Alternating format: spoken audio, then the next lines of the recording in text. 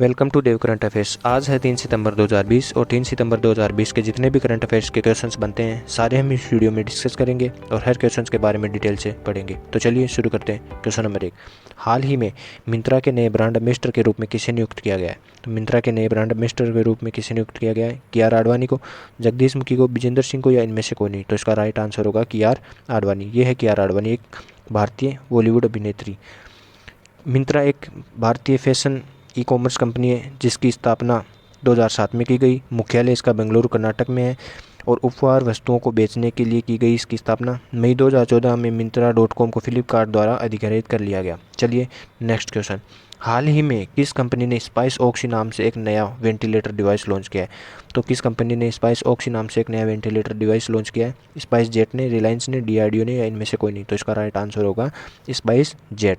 अब spice jet ने spice oxy नामक एक नया वेंटिलेटर लॉन्च किया है जो सांस लेने की समस्याओं और पुरानी समस्याओं वाले रोगियों को मदद करेगा। चलिए नेक्स्ट क्वेश्चन, हाल ही में किसने कोविड-19 रोगियों को भोजन और दवा पहुंचाने के लिए मिडबोट नामक एक रिमोट नियंत्रित मेडिकल ट्रॉली विकसित की है? तो मिडबोट नामक एक रिमोट नियंत्रित मेडिकल ट्रॉली विकसित किसने की है? तो भारतीय रेलवे ने, आईआईटी कानपुर ने, डीआरडीओ ने या इनमें से कोई नहीं? तो इसका राइट आंसर होगा भारतीय रेलवे ने, जिसने एक रिमोट नियंत्रित मेडिकल ट्रॉली विकसित की है। भारतीय रेलवे की स्थापना, अब भारतीय रेलवे की बात आती है तो इसकी स्थापना कब हुई? 16 अप्रैल 1883 में हुई। मुख्यालय कहाँ पे है? नई दिल्ली में। और रेल मंत्री हमारे हैं पीयूष गोयल। चलिए नेक्स्ट क्वेश्चन, हाल ही में राष्ट्रीय लोक वित्त एवं नीति संस्थान का निर्देशन किससे नियुक्त किया गया है? तो हाल ही में राष्ट्रीय लोक वित्त एवं नीति संस्थान का निर्देशक किसे नियुक्त किया है? पिनाकी चक्रवर्ती को, रामचरण सिंह को, विजेंद्र सिंह को या इनमें से कोई नहीं? तो इसका राइट आंसर होगा पिनाकी चक्रवर्ती को, जिसे लोक वित्त एवं नीति संस्थान के निर्देशक नियुक्त किए हैं। ये है पिनाकी चक्रवर्ती। जाने माने अर्थशास्त्री पिनाकी चक्रवर्ती को राष्ट्रीय लोक वित्त एवं नीति संस्थान NIPFP का निर्देशक नियुक्त किया गया है। वह 15 अक्टूबर से यह कार्यभार संभालेंगे। चलिए नेक्स्ट क्वेश्चन, हाल ही में किसने भारतीय नौसेना के चीफ ऑफ मटेरियल का पदभार संभाला है? तो भारतीय नौसेना के चीफ ऑफ मटेरियल का पदभार किसने संभाला है? वाइस एडमिरल SR शर्मा ने, वाइस एडमिरल DJ शर्मा ने, वाइस एडमिरल RJ यादव ने या इनमें से कोई नहीं? तो इसका राइट आंसर होगा वाइस एडमिरल SR शर्मा। ये हैं वाइस एडमिरल SR शर्मा जिन्होंने नौसेना के चीफ ऑफ मटेरियल का पदभार संभाला है। भारतीय नौसेना के मटेरियल प्रमुख के रूप में वाइस एडमिरल SR शर्मा ने पदभार ग्रहण किया है। एडमिरल शर्मा IISc बेंगलुरु से कंप्यूटर साइंस एंड इंजीनियरिंग में पोस्ट ग्रेजुएट हैं। चलिए नेक्स्ट क्वेश्चन, हाल ही में लोकसभा में सचिव के रूप में किसे नियुक्त किया गया है? तो लोकसभा में सचिव के रूप में किसे नियुक्त किया गया है? उत्पल कुमार को, गजेंद्र सिंह को, राजेंद्र कुमार को या इनमें से कोई नहीं? तो इसका राइट आंसर होगा उत्पल कुमार। ये है उत्पल कुमार जिन्हें लोकसभा के सचिव के रूप में नियुक्त किया गया है। लोकसभा अध्यक्ष ओम बिरला ने सेवानिवृत्त IAS अधिकारी उत्पल कुमार सिन्हा को लोकसभा सचिव के पद पर नियुक्त किया है। तो किन्होंने किया है? अध्यक्ष ओम बिरला ने इन्हें सेवानिवृत्त किया है। चलिए नेक्स्ट क्वेश्चन, हाल ही में एयर स्कैनर ऐप किस IIT के छात्रों ने लॉन्च किया है? तो एयर स्कैनर ऐप किस IIT के छात्रों ने लॉन्च किया है? IIT Delhi, IIT Bombay, IIT Madras या इनमें से कोई नहीं? तो इसका राइट आंसर होगा IIT बॉम्बे। ये दो छात्र हैं जिन्होंने IIT air scanner app launch किया है।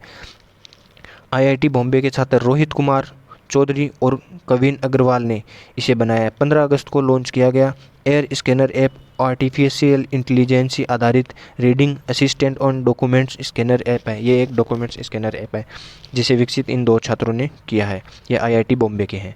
चलिए नेक्स्ट क्वेश्चन, हाल ही में भारत ने किस वर्ष 100 मिलियन टन कोयले के गैसीकरण का लक्ष्य निर्धारित किया है? तो भारत ने 100 मिलियन टन कोयले के गैसीकरण का लक्ष्य किस वर्ष निर्धारित किया है? 2025 तक, 2027 तक, 2030 तक या इनमें से कोई नहीं? तो इसका राइट आंसर होगा 2030।